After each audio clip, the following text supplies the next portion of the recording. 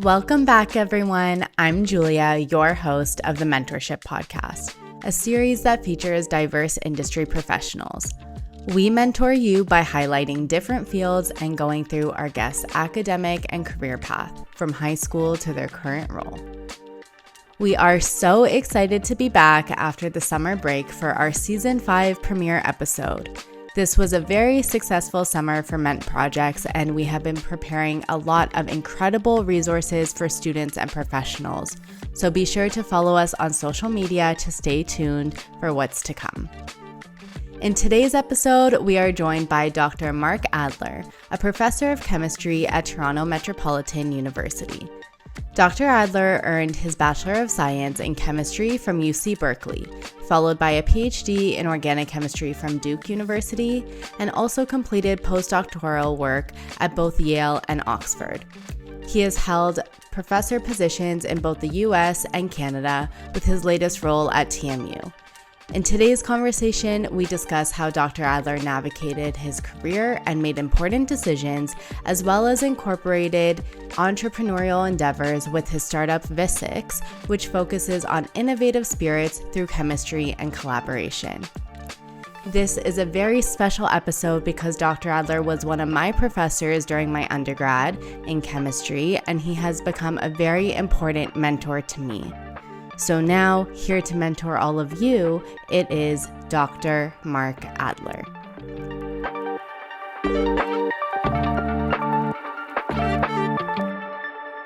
Welcome, Dr. Adler, to the Mentorship podcast. Thank you so much for being here. Thanks for having me. How are you feeling? I'm good. I'm excited to be here. Yeah, this is my first podcast interview, actually. So nervous, I guess, but it'll be fun. I'm very happy to have you here because it's a very special episode to be able to have one of my mentors come on the podcast. You are one of the most impactful mentors through my career, if not the most impactful. So I've had a couple of my mentors on the podcast, and it's always so special and meaningful to have them on. And it's really full circle to now have you come on and mentor our audience about your career path. Thanks. Well, thanks for asking me to do it, and it's amazing to see you grow this business. Now, you just told me it's season 5 of the podcast. That's amazing. Yeah. And all the other activities going on with the startup. It's awesome to see. Thank you. And I wanted to give the audience a bit of context of how we know each other as well, especially both of us being from a chemistry background. I think that there's going to be a lot of parts of this conversation that we can relate to each other on, which is a little bit different from when I have people on in different fields. So just to give some context, you were my professor in my second year of undergrad for organic chemistry. And you were recruiting students for the summer research course, which I ended up joining, and then kind of stayed on with you in your lab, volunteering, did my thesis. You helped me transition to grad school. You sponsored me to go to Oxford. So many collaborations and connections there. Doesn't it feel like so long ago now? Yeah, it's crazy. So we met, it must have been 7 years ago now. Yeah. It's unbelievable, actually. Time just goes by, but you've done a lot since then. I've done a lot since then too. Yeah. So. And we've been able to stay in touch and stay connected and still be able to support each other on, now I feel like, we're both supporting each other. In undergrad, it was more, I was just receiving all this guidance from you, but now I'm also able to attend your events and connect with your students too. So in that way, it's been such a nice way to see how relationships with your mentors can grow. For sure. Well. Yeah, for sure. No, it's one of the most gratifying parts of my job. Like when I first meet students, and particularly, your class has a special place in my heart because you were my first class at Ryerson at TMU. So, you and Melissa and some of your other classmates who I've known for such a long time, I knew you as, second year students. And now, over time, and I've seen it with my grad students too, like you become, you're a student then, you start as a young student and then you become fully independent, adult doing your own things. And it becomes much more of a mutual support relationship for sure, if you're lucky. And definitely in our case, it's been that for sure. So we're starting this podcast a little bit different because I always start with my main question, which we'll get to. But since we're on the topic of mentorship, I wanted to ask, what stands out to you as a student that you can help through their career? For me, I take my job, like all aspects of my job as a professor, really seriously. And I think that the mentorship piece is a big part of that. To me, it really means like getting students what they ask for. I can't make a student do something. Like, for example, if there's an A+ student who's outstanding in class, gets everything, shows up, but, they're not interested in doing research, for example. Well, I can't make them be a researcher, right? Nor do I want to do that.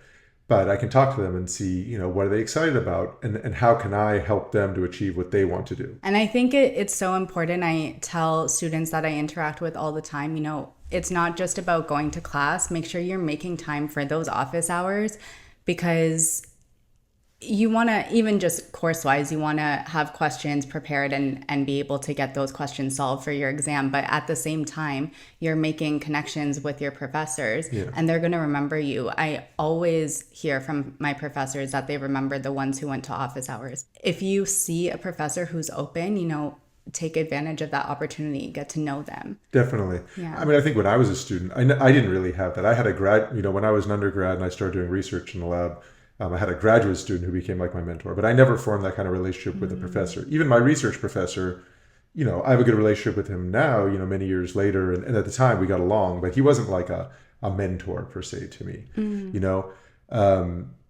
So I think, it is a good resource. It's a huge resource. And I think that not every professor is going to have the same sort of mindset, but a lot do, particularly at TMU. Like it's a very people-focused university, very student-focused university. So,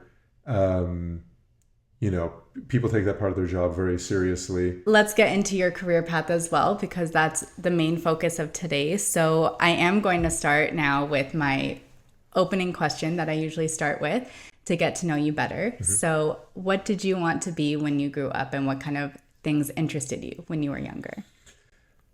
There wasn't one singular thing I wanted to be when I was growing up. There were a lot of things. I grew up in California. Mm-hmm. So actually, for a time period, I thought I wanted to be a mailman, or I wanted to be a trash collector, because I thought the idea of riding around in a car outdoors all day in the sun and listening to music was a great thing to do, Yeah, it's a different vibe there too in California. For sure. But science, I was just always curious about things, how things worked and understanding stuff. I think that's the number one thing. I liked understanding things always. Mm-hmm. So even though I didn't know I wanted to be a scientist, once I got into high school and started taking science classes and realizing this is how you learn about how the world works, in a fundamental way. I really enjoyed that. And then I started feeling like maybe that was a path forward for me. Yeah, I was kind of the same too. I didn't really know what science was, but I just enjoyed the courses. I liked how it was structured, and I liked what we were learning. I liked the math that was involved in it. I think math was my favorite subject, but chemistry was able to bring that into and also have it be more applied. So I think in the same way, I kind of gravitated towards science because of that curiosity and just the way it's structured. Do I remember correctly? Did you start at York and then come to Ryerson? I started at TMU for nutrition. Oh, you started switched to York for French. Okay. Switched back to TMU for chemistry. Yeah.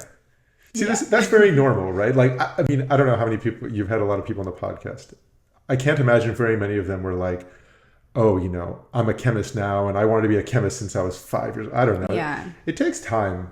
And I think that even now, still, I'm like, okay, I am a chemist. I am a professor. But, am I just going to show up at work and teach my classes and do my research for the rest of my life? No, I'm always looking for new things to do, right? Yeah. So that process of, what you want to be when you grow up never stops if you're lucky, right? Yeah.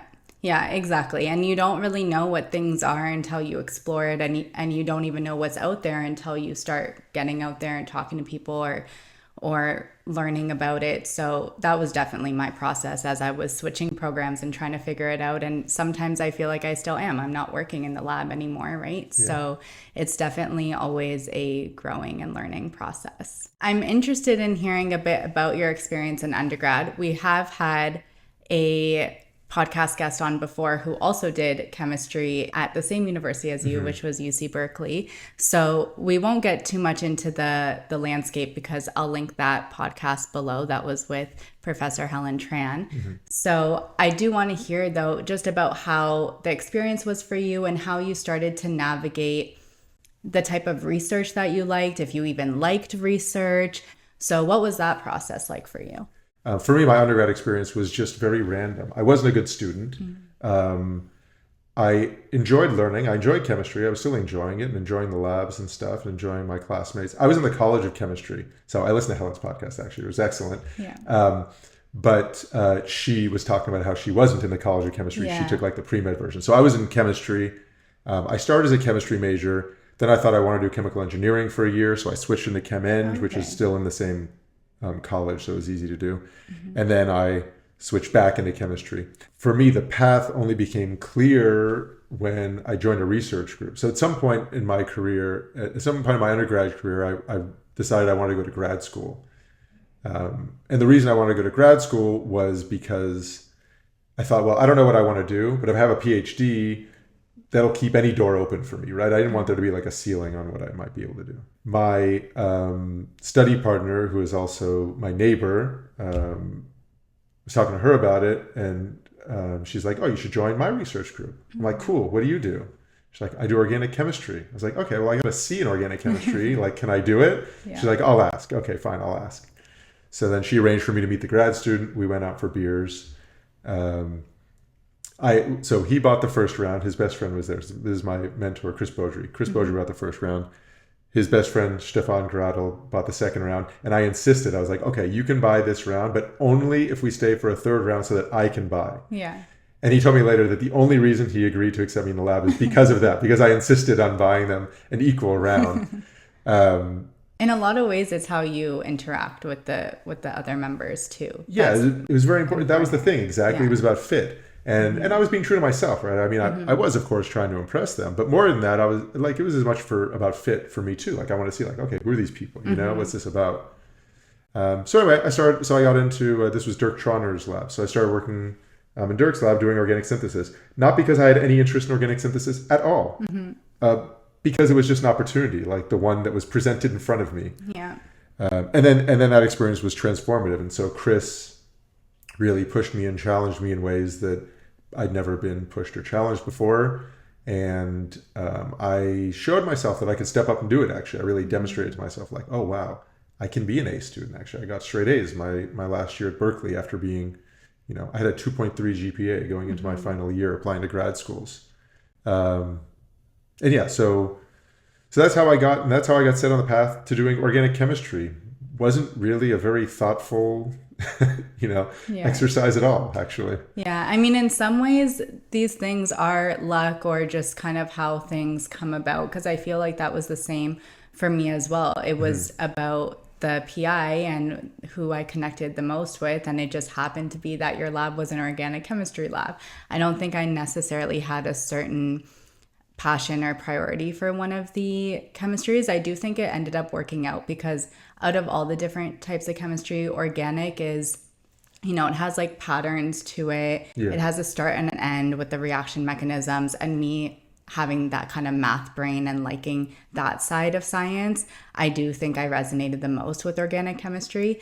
But in a lot of ways, it's just kind of how things happen. For sure. Yeah, me too. Like, definitely I enjoyed it once I was there. Like, if I'd started working in the Toronto group and then hated it, then I wouldn't be an organic chemist, right? So I think it's a combination. Yeah, exactly. It's a combination of like, okay, you take an opportunity and you try it out and you see if it fits.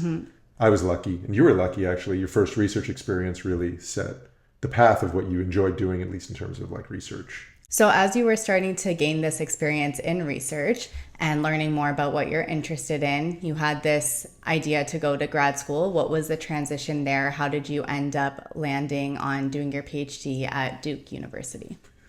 So I knew I thought I wasn't going to get into like a top tier chemistry program just because of my GPA. My standardized test scores were really good, and my letters were going to be good because of this research experience. So I thought I'd have a chance of getting in some places despite the fact that my GPA was so low. But I knew I wasn't going to I thought I wasn't going to get into Harvard. I still applied anyway, didn't get in. But I wanted to go, even if I wasn't going to go to like a top tier chemistry department, I really wanted to go to a top notch university because I thought, well, okay, a place like Duke, for example. So chemistry department, it's good, very good department, like top 50 or top 40 for sure. But then in like medicine, it's top 5, right? And business is top 5. So I'm like, okay, even if I'm not in chemistry with people who are like, on paper at least, the best chemists in the whole world trying to go to grad school, I'll be surrounded by people who really are excellent in what they do and top tier. So, okay, that was one of my criteria. Another criteria was I wanted to leave California because I understood that California was great, but I didn't really understand why because, it was just my existence. So I thought like having time outside of California would be good. And then when I eventually came back, I would have a greater appreciation for it. I haven't made it back yet. But and then I didn't really want to be in a major city. So I wanted to be in like a college town. Yeah. Those are my criteria. I applied to like 10 or 11 places because I also knew it was going to be a numbers game for me because of my GPA. A lot of places were just going to be like, no. Yeah. And then I thought the places that gave me a shot and actually thought about me a bit would give me a chance. And I ended up getting into 4 universities. So I was really considering Duke, Brown, and Virginia. And they were all great. And honestly, the thing that the clincher for me was the basketball because Duke has a great basketball team. It's a huge basketball culture. And I love basketball. So I was like, okay, the opportunity to like go to a great university and have all this cool basketball around all the time, that was it for me. So yeah, that's how I ended up at Duke. Let's talk about your actual PhD experience. So I will do a plug again from Helen's episode who really explained what a PhD is, especially in a science landscape. So for you, I want to hear more personally about your experience, how your research went, if you ended up staying in organic chemistry and, what you were working on throughout your PhD as well. When I started my PhD, I had this idea. I stayed in organic chemistry, organic synthesis, but I had and have always had this like fierce desire for independence, right? I didn't, even as a student, I didn't really want to be someone's employee, which is kind of ironic because coming from, working with Chris, I was very much like Chris was the boss, and I actually loved it and I learned a lot. But then going to grad school, I was like, okay, I want to be the boss, So there was a professor at Duke, Steve Baldwin, who was my PhD advisor, and I wanted to join his group for a number of reasons. I liked the chemistry. I also got along with him really well personally, but also he was older when I joined his group. Like he only had one graduate student and he was sort of like on the verge of retirement when I joined the group. So was it based on the research? That's what really gravitated you? Yeah, research number one. I had to like the research, obviously. Yeah. So I liked the research. I wanted to do organic synthesis, total synthesis, and then I did so it was natural product total synthesis, and then some methods development as well. But then having the independence was appealing to me. And did that work out in your favor? I got what I asked for, that's for sure. But did you struggle? Did you find that it wasn't always as greener on the other side? Because it can also be challenging to have to work through things on your own. For sure. Yeah, I got that experience, yes. Like looking back, I'm not sure I would say I would do anything differently because I learned a lot doing it. Yeah. I don't regret it, but I definitely had like... my experience was defined by that choice, right? So I had very little guidance and mentorship. So I did my best. I think I did, pretty good job, all things considered. Published one teaching paper, which is not research, but a paper that I was proud of. We put together a course, a bunch of us graduate students, and taught it, and then we wrote a JChem Ed paper about it.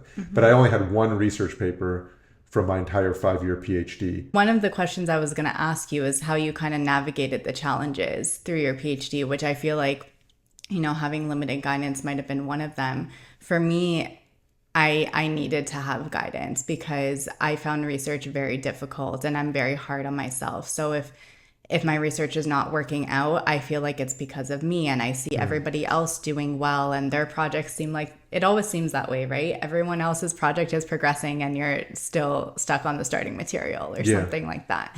And I was lucky to have a mentor even in grad school. So I was a master's student. I was paired with a PhD student and I leaned on him a lot. But I could not imagine being able to do that first year of grad school without a mentor? A lot of research, I think if I can distill down what you said, like to do research, you need resilience and kind of like just faith and like a lot of confidence in a way, right? That eventually something will work out.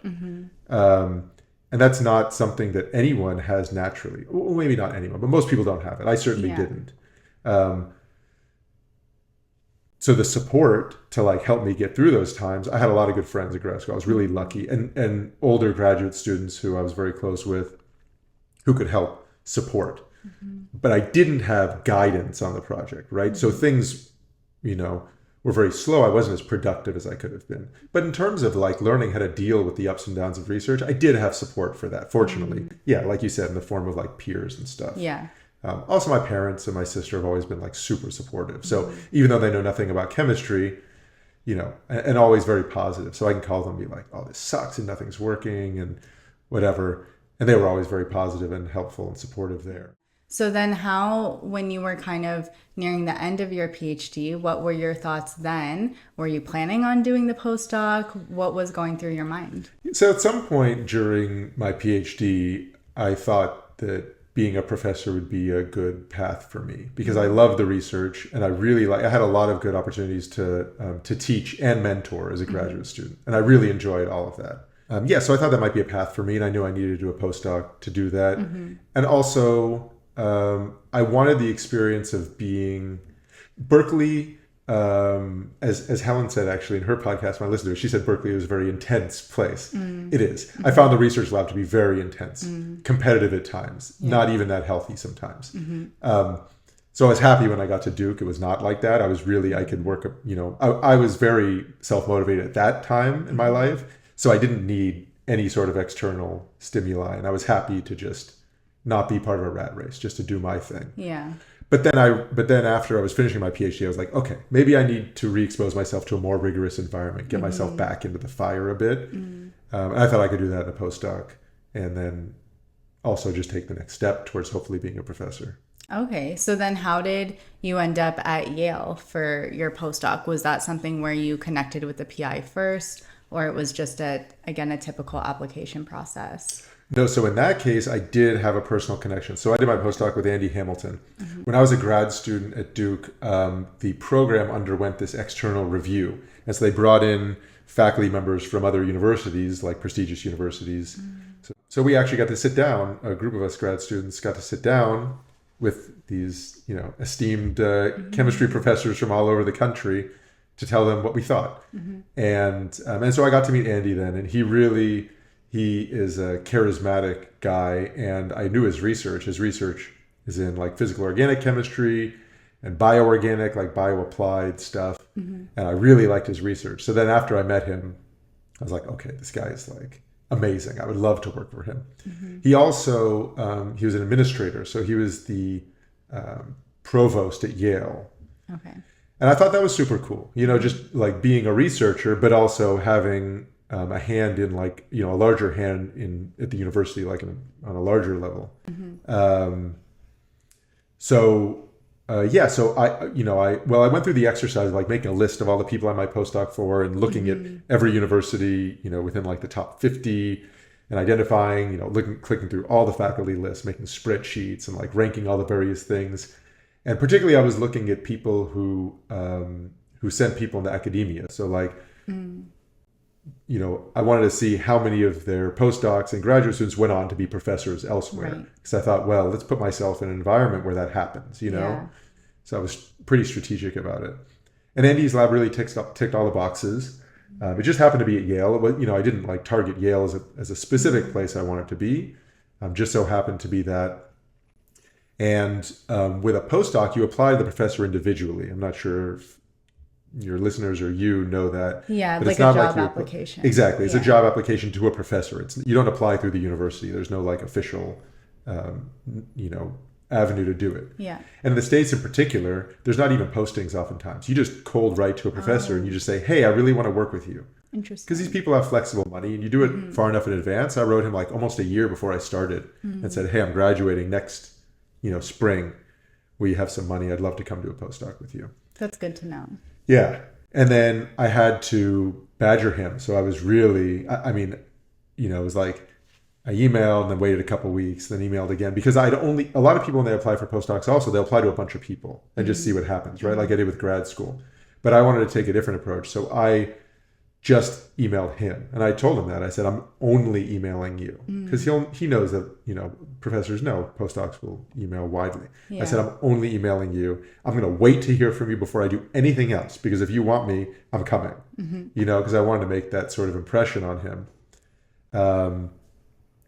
So I was like badgering, like every couple of weeks I'd email, and then one day I was like, I can't wait any longer. It'd been like 2.5 months or something. I'm like, I gotta know, because I need to move on with. But he was responding, search. Right? No, not at all. Oh, no, not at all. I think maybe he confirmed receipt. Okay. Initially. Yeah. But then was just letting it be. And then one day I was like, I got to get in touch with him. And so I started calling his assistant. Yeah. And his assistant didn't answer. But like, I probably called, this is not a good lesson for people, but I could probably call like 6 times in one day. Because I was like, I got to know today. I don't care if it's no. Like, I have to know right now. And then the next morning, he wrote me an email that said, I know you've been trying to call me. I will be sending you an offer as soon as I can get my ducks in a row. And I was like, I was ecstatic. That was like, So that's how I ended up doing the postdoc with Andy. And then, so he was at Yale, and this was like, now maybe 9 months or so before I was going to start. In between when I accepted the job and when I started with him, he got hired to be the incoming vice chancellor at University of Oxford in the UK, which was just a lucky thing that happened and a huge surprise to me. I could have never anticipated that. And so when it happened, he called me and he said, I'm sure you've seen, I'll be moving to Oxford. And, I just wanted to touch base with you about it. And when we move in a year's time, so I was going to do a year at Yale. He's like, when we move in a year's time, I hope you'll come with me to Oxford. And I was like, yes, of course, I'll go to Oxford with you. That sounds amazing, So I would love to hear about both your time at Yale and Oxford, because they're both such unique and prestigious, well-known universities.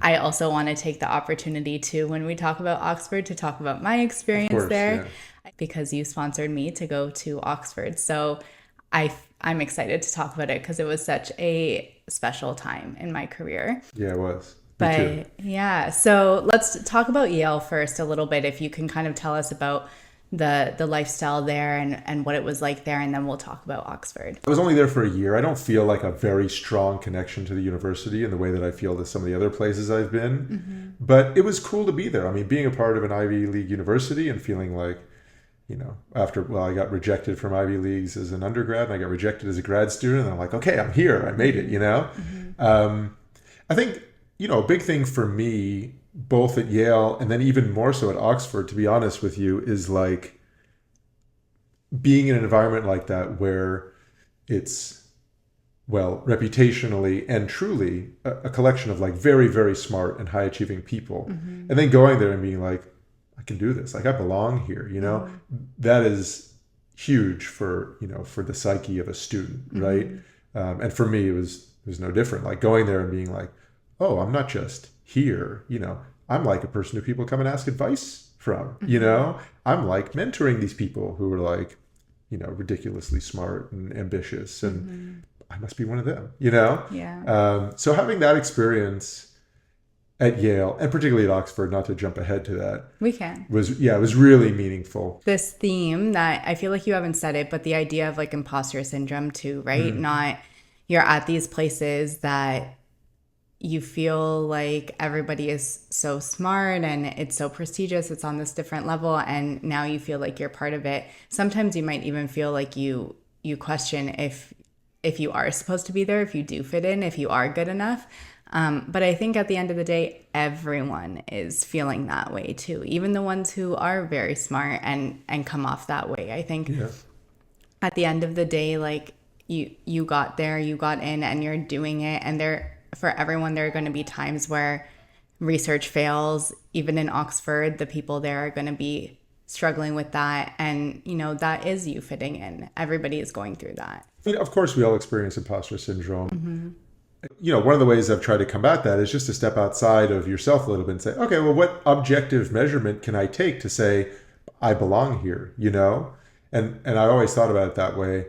And so like, yeah, you know, saying like, people come to me for advice, you know, and thinking about that, like, oh, well, if someone's coming to me and asking for my opinion on something, they must think I know something.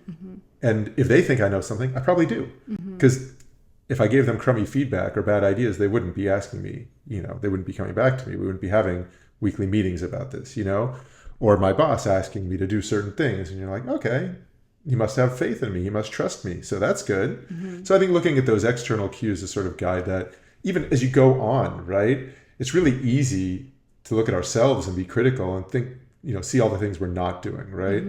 So it's good to take a step back and try to evaluate it objectively from time to time. How did you find the culture there? Did you feel like, because I know you wanted something more rigorous for your postdoc, but then did it end up bringing back that competitive part or that judgmental part that you didn't like that you experienced in Berkeley? Yeah, so the short answer is no, it didn't. That's good.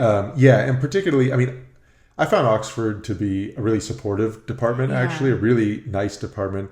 Yeah, surprisingly, like the culture at Oxford is really warm and welcoming, and there's so many fun things going on. The colleges are beautiful, like the little like green spaces, and they always have really nice things going on. Like they would play Harry Potter outside on like these big screens, and it was such a nice time. Yeah, there's always something happening. Even just there, you just go for a walk and you find something interesting. I felt like there, you know, it was a little bit like Alice in Wonderland, actually, ironically. But like, you know, you just walk around and something happens. You know, you find something, or you find a new place, or you see something gorgeous that you've never seen before. It's magical to be there, to be honest. Like that's what it feels like. Almost that's literally what I wrote in my notes. Oh yeah. I wrote the word magical. Yeah, it was. As you were going through your postdoc, knowing you wanted to be a professor, what were your plans for as you started to finish up your postdoc, especially you being from the States, now you're in Oxford? How was that time period for you? So I mean, by the time I moved to Oxford, I knew I really wanted to be a professor, and I wanted to be a professor in the States. So I always felt like my time in the UK or in Europe, you know, in general, was temporary.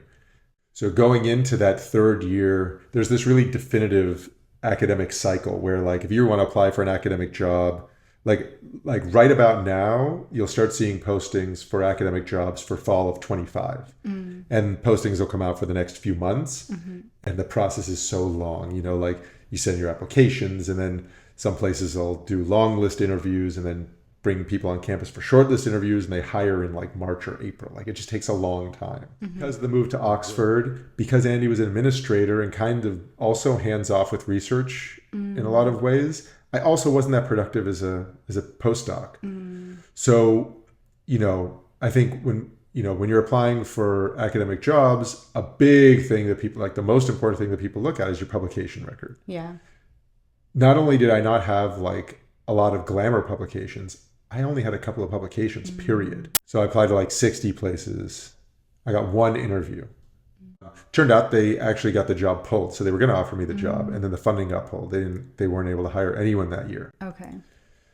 So I didn't get any job there. And then I was sort of licking my wounds from that and going around to my mentors and asking them, you know, what to do next, basically.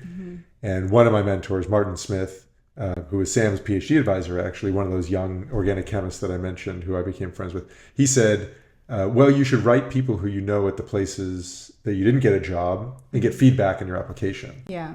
One of the people who I wrote to was a professor at Northern Illinois University who I had just met passingly at a conference. I followed up with him. He wrote me back immediately and said, oh, you're still looking for a job? You'll be hearing from our chair soon. Interesting. So they actually, you know, I found this out later, and I realized this happened probably in a lot of places. A lot of the smaller universities with, like, you know, they would have smaller budgets for interviewing people and stuff like that. They looked at me and said, well, this guy's a great candidate. He's never going to come here. We're not going to spend the money to fly him in from the UK. Oh, that's so what's interesting. The point? Yeah. So, you know, maybe some opportunities, you know, I didn't get some opportunities because of it, but because I had followed up on my application with this particular place, then they were like, yeah, we want to talk to you. They'd had 4 people in already for interviews, didn't really like any of them. Interesting. So they were kind of stuck, and I was stuck. They brought me in, I interviewed, and it was great. My colleagues there, so they ended up hiring me. My colleagues there were wonderful. It's a cool little small town in Illinois, but like a college town, so there's a nice feel to it. And yeah, I ended up getting lucky, but it was an extremely stressful time that year applying for jobs because of how long it went. Yeah. I would sit at my email and just like refresh, constantly just waiting to see if I was hearing back from another place. That was great advice too, though, that you got to go back and see if you can get feedback in any job. Even for me, I've done that too in the past. If I didn't get something that I applied for, whether it be a job or even a program I'm trying to get into, I asked for feedback after. If it was something I was really set on and hoping to apply again and try to get in again. Yeah, for sure. And even an unexpected outcome was one of the people I reached out to as a professor who was a guy who I knew from grad school. He was at Cornell, which is a very prestigious university. And I reached out to him to get feedback. And we actually had a phone call, and he was really complimentary. He's like, your application was great. He's like, you were actually close. He's like, but, publication record was a little light, and that was hard for us to, wrap our head around when we had these other applicants. He's like, but your ideas are great and you're really impressive. He's like, if you're going out again next year, try to get some more publications and you're going to be right there. Yeah. So for me to hear that too, to be like, oh, I was in the running for a job at Cornell, like that's amazing. Yeah. Because I didn't publish, 2 more papers. Yeah. And that's good to know too, where you were at with your publication. I think a lot of people get really intimidated or nervous about that. Like, if I don't have enough publications, I'm not going to be able to get a job. I think that you show that you can, or, there might be places where somehow if you can get some more, then they're going to look at you more seriously the next year or the year after. Exactly. So. And there's some labs that are publication machines. So what, you want more publications, go work for, someone who publishes 50 papers a year. Yeah. And you're bound to get your name on a couple of them. And then suddenly you're the same person, but you have two more publications on your CV, and that makes a difference somehow. Yeah. I think your journey is good for those people because I really have talked to people who are so early in their career and they've already written off professorship because they're so nervous about not having enough publications, not being able to get a job. It's so competitive. So I think hearing your experience shows that, you will still have chances. Don't give up so easily without even trying, if this is something that you're really interested in. For sure. I think, nothing is guaranteed, but if you're willing to be perseverant, anything is possible. Yeah. I was going to say about being a professor, I think that a lot of people in graduate school, being a professor gets glorified too. It's the pinnacle of what you can do with a PhD. But for me, I think one of the reasons I was able to do it is because I did feel that way, if I'm being honest. But also, I looked at the job of a professor and I was like, that's something I really want to do. And I think that comes through, because then all the things I did were things that naturally lead into being a professor, right? Like all the mentorship and the teaching and the thinking independently about ideas, right? So I think that, for people who want to be professors because they look at the job of a professor and they're like, I really want to do that, having that altruistic approach, I think, is more likely to lead to a good outcome as opposed to somebody who's like, well, I want to be a professor because that's the pinnacle of being an academic and, but now I'm early in my career and I'm not doing well, so I don't think I'm going to be able to do that. It's like, if you really want to do it, you have a better shot of being able to do it. Yeah. And it's important to talk about too, how there's being a professor, being in academia is not the only end goal 100%. Of being in chemistry or being in research or having a PhD. There's so many different avenues as well. Yeah. So just having that open mind too. Yeah. So let's talk about then how you ended up transitioning to Canada. So, coming from Illinois and now you're in Toronto. So what was that transition like? So I started in Illinois in fall of 2011. And again, it was a great university for me to be at. I really love my colleagues. But personally, I was young, I was single. It's not really a good environment for that. So I did the thing that any sensible person would do, which was online dating, of course. And one day I got bored, so I set my search radius to 1,000 miles or whatever. Okay. And a beautiful woman popped up on my first page of search results who lived in Toronto. Aww. And I reached out to her. We started messaging, and it was a very slow sort of progression. But anyway, over time, we got to know each other and decided that we wanted to get married. And Ashley, my wife, she's a lawyer, and so and her family is all from here. So we were basically confined to Toronto and the surrounding areas. My academic career had been pretty straight path actually at that point. I'm like, I want to make a decision for personal reasons only. Every move I'd made had been career motivated. So I'm like, I'm going to quit my tenure track job and move to Toronto to be unemployed. And that was what I did. So I moved here. The summer of 2015, we got married, and I moved here, and I was just hoping that I'd be able to get back into academia, but I had nothing to do. I hung out with the dog all day. I was trying to get back into academia and trying to do things that would keep that alive. I was still running my lab in Illinois, so I still had students there, and I was doing it for free. I was doing it on a volunteer basis, but still, guiding the research there. I'd committed to those students and seeing them through the PhD. So, of course, I was happy to do it. Yeah. And they were very productive, actually, in those years. Surprisingly, the research was really good at that time. But I was thinking, I'll try to get back in academia, but if I don't, what am I going to do? So one thing I did was I was a co-founder of a biotech startup that was a really great experience. Actually, I got some really valuable experience from doing that. And we did some good science. It unfortunately didn't work out. And then the other thing I was doing, which is related to stuff that we're doing now, was experimenting with doing like fast aging of whiskey. So, I had this idea that I could use, I'm a PhD in chemistry, and maybe my perspective on chemistry would allow me to do something interesting with maturing spirits that, people haven't done before or whatever. So I started playing around with that. And then about 6 months into my very stressful unemployment, I got a teaching position, like a temporary teaching position at UOIT. So then I was like, okay, at least I have my foot in the door somewhere in academia in Canada. It was my first job in Canada.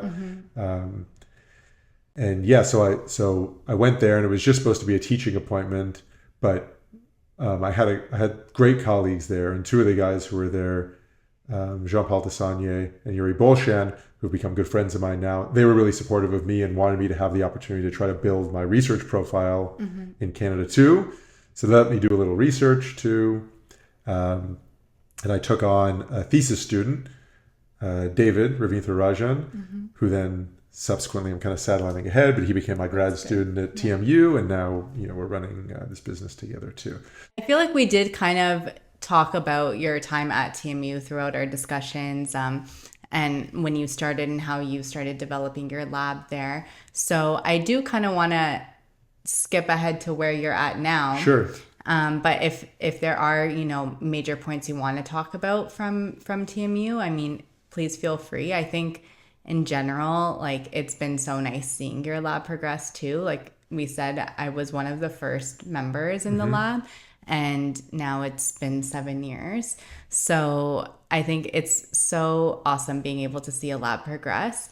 And I would love to hear about what you're doing now, especially with the startup that you just kind of teased, Visix, with David as well. So how did that all come about? So in terms of transition, just briefly about building the lab, I went from the teaching gig at UOIT to a teaching position at Ryerson at TMU, and then which also wasn't that's not a straight path to being where I am now, because no one in 20 years or something had gone from a teaching position at TMU in our department to an actual tenure track research position. So that was kind of an interesting, path for me to try to take. But but I got really lucky. I got the tenure track job. And also I should say that I applied to the tenure track job that I got at TMU was the 5th job at TMU that I applied for. Oh, okay. So, talking about just sticking with it and being perseverant, even that part of it, none of this just happened, right? Yeah. So anyway, so starting at TMU and what we're working on now, the lab is, it's doing great, and we're doing as many, we're doing way too many different things. And I think I'm starting to get comfortable with it. But I think, moving here, actually, interestingly, moving to Toronto and not having a job, it got me into the mindset of like being really open to trying new things and sticking lines in the water and seeing where they go, and not necessarily just focusing on one thing or feeling like I have to focus on one thing, showing myself I can do lots of these different things and kind of keep it all moving if I'm willing to work hard enough to do it, and then see what happens, with all of them. So now I've taken that mindset into the lab, which is maybe a good thing or maybe a bad thing. The other thing about being at a place like TMU is that, research is important and it's a part of our culture, but there's not like a rich history of research at TMU, right? Our graduate department is only 15 years old or something. Yeah, or less. So what that means to me is like there's not really this huge expectation of like publication output. Like I have to like crank the handle and just keep pumping it out. There's actually a culture of like exploration and like taking risks and trying to do stuff that's really innovative. So I take advantage of that, and we do lots of different things. And TMU is known for that. Yeah. Yeah. Exactly. For innovation. Yeah. Really. So the work in my group, I think about it now in terms of like 3 different subheadings. And there's some overlap, of course. But like one big thing that we do is synthetic methodology. So we develop new chemical reactions. And a lot of that revolves around silicon chemistry. That's probably the biggest like pile of stuff that we do, and like very important for my research career, but probably the least interesting thing for your audience because it's like very technical and chemistry-ish. Then there's another part of the group that does bioapplied chemistry. So we do like drug discovery and some molecular imaging stuff and biological imaging probes. And that's pretty fun. That's cool. A lot of that's done in collaboration. So we work with biology researchers and really help, like we use our skills in organic synthesis to help people achieve their goals. And also we have our own independent ideas too that we seek out collaborators to explore also. And then there's this third pocket where Visix falls into, which is like innovation. And that's like really more broadly using our understanding of chemistry or organic chemistry to do something totally different, right? And, we try to keep all of them moving. They move unevenly, and sometimes, some are more active than others, and, different amounts of people doing different things. But for me, I find that really rewarding to be able to do all these things, because some of them scratch like my intellectual curiosity itch. Some of them scratch my desire to do something good for the world. And some of them, it's just fun. And I like doing the fun stuff, For Visix then, how did that end up taking off more? Because you're saying how there's like the 3 kind of sectors now in the lab, but this is kind of a newer development as well. So when did you decide to create this more as a company as opposed to just research thoughts and things like that? So it was actually almost the reverse. Like I sort of had this idea that it could be a commercial thing, and then it sort of evolved into like, this is actually a research endeavor where we're experimenting with different techniques. But the whole thing came about. So, I started it, as I said, I started doing it in my basement in 2015 when I moved, and it was just me and the dog. And then David was my research student at UOIT. I came to Ryerson. One of the first things I did when I got my tenure track job was write him, because we had a great relationship when he was my student at UOIT. And I knew he wanted to do a master's. So I said, come down to Ryerson and do a master's. David is not your traditional chemistry graduate student. He's a very outgoing person. So I kind of had an idea that he didn't want to spend his life at a lab bench, after he finished his master's. But when he was finishing his master's, I said, we should start thinking about what you're going to do afterwards. And he said to me that what he wanted to do was do the whiskey company with me. And I said, there is no whiskey company. What are you talking about? He's like, no, we're going to make the whiskey company. We'll take this up as a research project and push it forward and make a company. And, of course, it's something that I was interested in and passionate about. But the reason why I decided to do it was because he wanted to do it. I was like, oh, well, he's really interested in doing it, and I want to support David. And I want to do it too. And if he wants to take this on and make it his full-time thing, let's do it. And he's really grabbed it with 2 hands and propelled it massively for the last couple of years, going from, just an idea of like, okay, let's do it, and not really having any sort of firm plans in place, to getting small pockets of funding to keep it going, working, going and finding partner distilleries to work with to try out our processes on. And then actually in April of 2024, earlier this year, we released our first commercial product. So we had a spiced rum with Allura Distilling Company with our name on it and their name on it, and it tastes pretty delicious. You were out for the opening, for the launch event, which is pretty cool. It keeps growing. So now, we're hatching ideas to become even more independent, and it's been really exciting. It takes a disproportionate amount of my time, considering that I have a full-time job as a professor and family now, of course, which rightfully, unfortunately, takes up a lot of my time and energy. But it's been super fun. Really, really fun.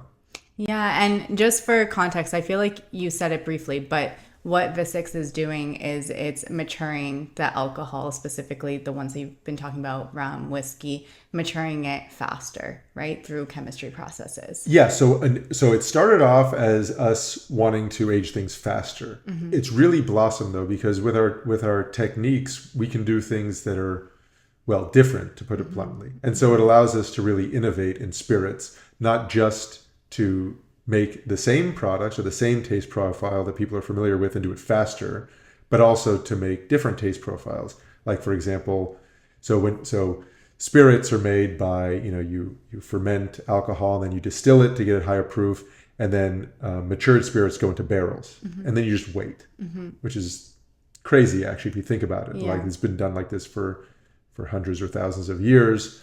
But we wanted to do something different. So, we thought instead of putting the liquid into the wood, into the barrel, we could impact the aging process by taking the wood and putting it into the spirit.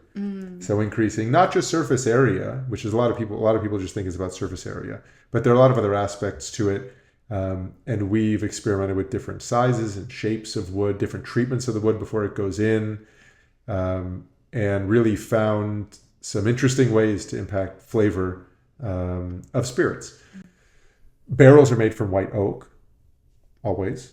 But we can use different types of wood because we don't actually have to contain it. We don't have to mold the wood into a barrel or contain the liquid inside of it. So we're not working within, a specific set of properties of the physical properties of the wood. We can use anything we want to put inside of the liquid. Some whiskeys, for example, go into like one kind of barrel, and then they get moved into a different type of barrel as a finishing process. We can actually do that kind of stuff simultaneously.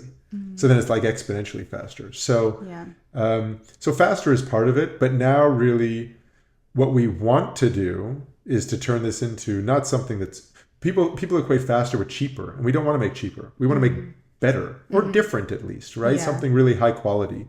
So the fast part is cool because it allows us to iterate faster, right? So we can try more things and different things to see what's going to be good, because it's still a bit of trial and error in a shorter time frame. And that's really advantageous because, like, to a distillery that's starting, they're like, okay, we want to make a whiskey. If you want to make a Canadian rye whiskey, it needs a minimum of 3 years in a barrel. That's regulation, but also that's about how long it takes for it to taste like okay, even, right? But for us, we can do it a lot faster. We can do it in 4 months or less in some cases. My last question then for you is, what are your hopes for your future career development, and what do you hope to achieve? Wow, that's a tough one. It can be general. Yeah, you'd think I'm 43, I'm tenured professor. You'd think I'd have like a firm idea of what my career goals are at this point, but I feel very open-minded about it. Big picture, I think I want to feel like, I want to continue to feel like I'm making an impact in people's lives, like locally. So like my students, helping them to achieve whatever they want to. And then also, maybe it sounds silly, but like I want to feel like I've contributed something of significance to the world too. We publish papers, we contribute knowledge to the world. Just an example, doesn't have to be this, but like, if we developed a drug that went in, became like an actual drug that people used, would be amazing, to help improve people's quality of life or whatever.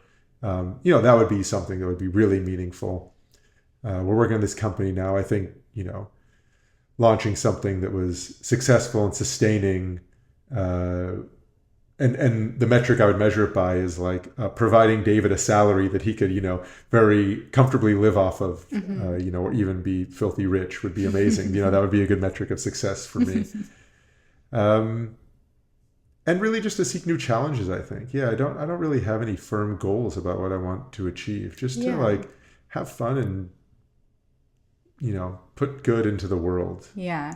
I like those answers though, like collaborating more, working more with your students, making sure you're helping them. Like, I think those are the answers that we're looking for anyways in these kind of questions. Yeah. But it was so great talking with you and going through your career path, being able to share your mentorship that you've given to me now with our audience. And it's been so great to see how much you've progressed, especially in the last few years, being able to see something different that you've tried out. And that really, I think, gives us chemists a better understanding too of what's out there for us in terms of opportunities. So I really appreciate your time today and speaking with us and all your advice and mentorship. Yeah, thanks for having me on. I appreciate it. Thank you. Thank you so much to Dr. Marc Adler for coming on the Mentorship podcast. Although we've had a chemistry professor on before, this conversation offered such unique perspectives. As a chemistry major myself with an entrepreneurial mindset, I found it incredibly valuable to learn how entrepreneurship can be integrated into science and research. For Season 5, we'll be releasing episodes bi-weekly. In our next episode, we'll be joined by an IP lawyer who also blends entrepreneurship with her career. So be sure to tune in. In the meantime, follow us on @MentProjects on all social media platforms for updates and more mentorship resources. Thank you so much for listening.